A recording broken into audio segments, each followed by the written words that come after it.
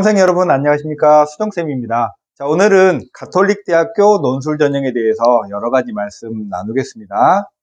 먼저 가톨릭대학교는 교정이 3개나 있습니다. 요거는 확인해 두시면 좋을 것 같은데요. 성신교정은 종로구 해화동에 있는데 여기는 성신이니까 신학대학이 있고요. 여러분과는 관계가 거의 없고요. 성의교정은 의과대학이나 간호학과가 있고 강남에 있습니다. 그리고 성심은 심이 중심인 것 같아요. 그래서 경기도 부천에 나머지 대학들이 모두 다 모여져 있고요. 약학도 경기도 부천에서 공부를 해요. 그래서 가톨릭대는 인서울인 것 같기도 하고 아닌 것 같은 되게 묘한 대학입니다. 자연계열 논술은 논술 70에 교과가 30이고요. 교과의 최저점이 상승했다는 건 교과에서 기본 점수 있잖아요. 기본 점수가 작년보다 올해 조금 더 상승했어요. 한 21점 정도가 기본 점수여서 실질적으로 교과 반영률이 낮다라는 거죠. 수능 최저는 일반 자연계열은 없고 약학과는 3개합 5에 과학을 상위 한 과목 반영하고요. 의예과는 3개합 4에 과학 반영 시에 2과목 평균을 반영하고요. 간호는 3개합 6인데 수능에 응시 제한이 없어요. 그러니까 확통 봐도 되고 사탐 봐도 되는 상태죠.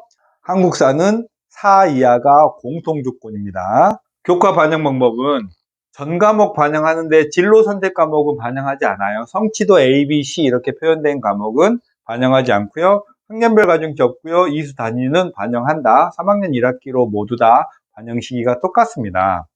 자, 논술에 대해서 간단한 사항만 보면 시험일이 의예과는 11월 19일 토요일 날 오전에 보고요.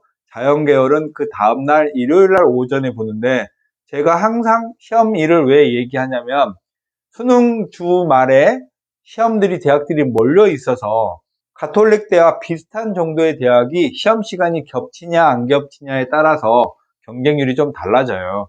이 얘기는 8월쯤에 다시 얘기를 그때 지원할 때 말씀을 드리기로 하고요. 시험 시간은 90분으로 좀 짧고요. 문항수는 대문항 3개, 소문항이 작년에는 딱 다 2개씩 있었습니다. 그러니까 총 6문제를 90분에 푸는 거고요. 가톨릭 때도 시간이 모자라서 문제를 못 푸는 대학은 아니에요.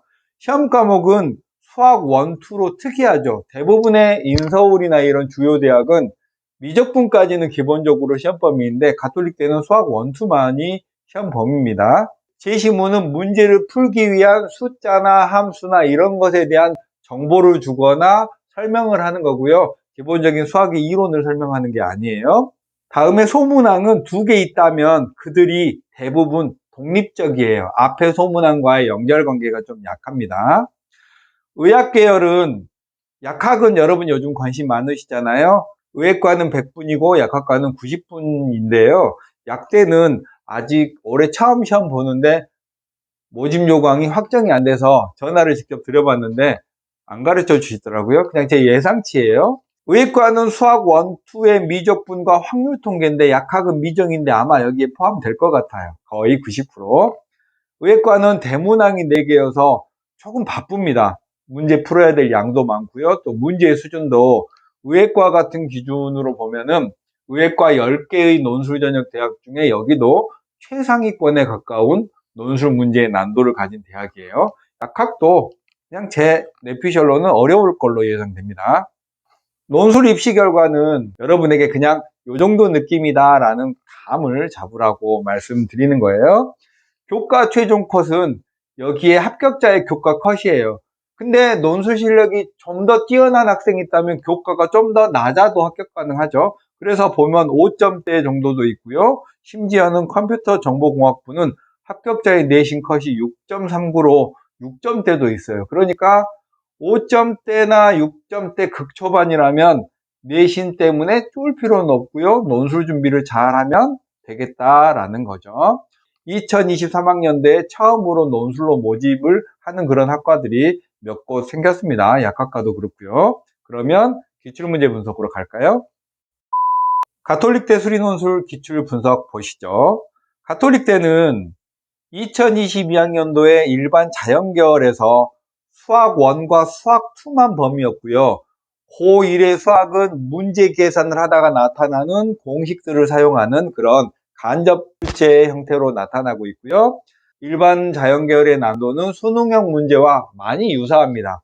수학2가 다항함수의 미적분이잖아요. 그래서 다항함수를 완성하는 문제, 극한을 이용해서 차수와 계수를 찾는 문제, 이런 형태의 문제는 그대로 발췌에다가 수능 모의고사에 넣어도 하나도 이상하지 않아요.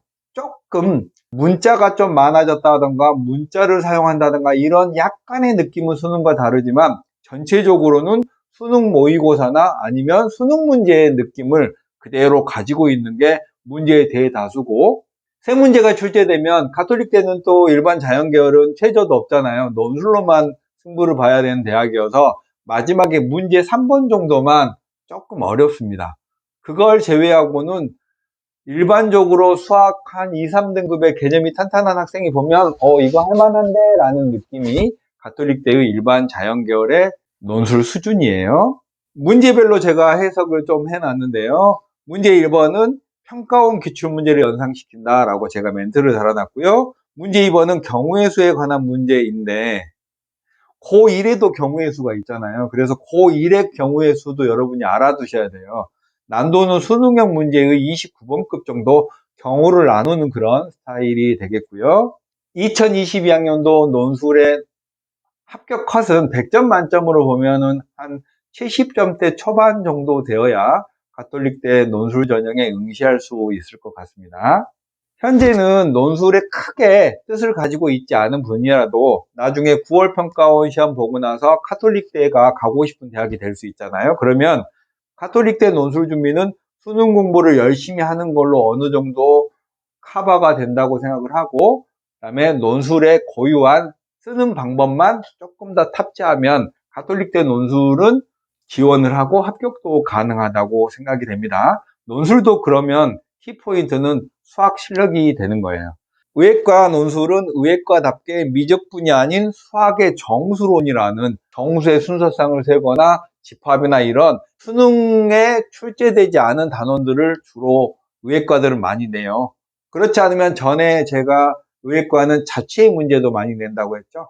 가톨릭대 의획과를 쓰려는 학생들은 최저도 중요하죠. 그런데 논술을 준비하지 않으면 여기 의획과는 수능 실력 1등급 나왔다고 가도 아마 1번 정도만 풀지 나머지 2, 3, 4번은 손도 못 댈 겁니다. 가톨릭대 2022학년도는 문제가 4문제 출제한다고 했는데 문제 2번이 출제 오류 때문에 전원 만점 처리해서 여러분이 기출을 보실 때는 2022학년도는 1번, 3번, 4번만 공개되어져 있다는 사실도 말씀드리겠습니다.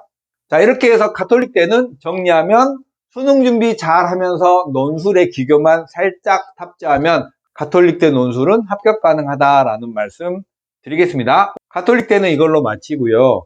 제가 조금씩 계속 바빠져서 이제 논술에 대한 여러분에게 말씀드릴 시간이 막 줄어들고 있어요. 시간을 내서 말씀드리긴 한데요. 열심히 더 하겠습니다. 자, 6월 평가원 준비 잘 하시고요. 마칠게요.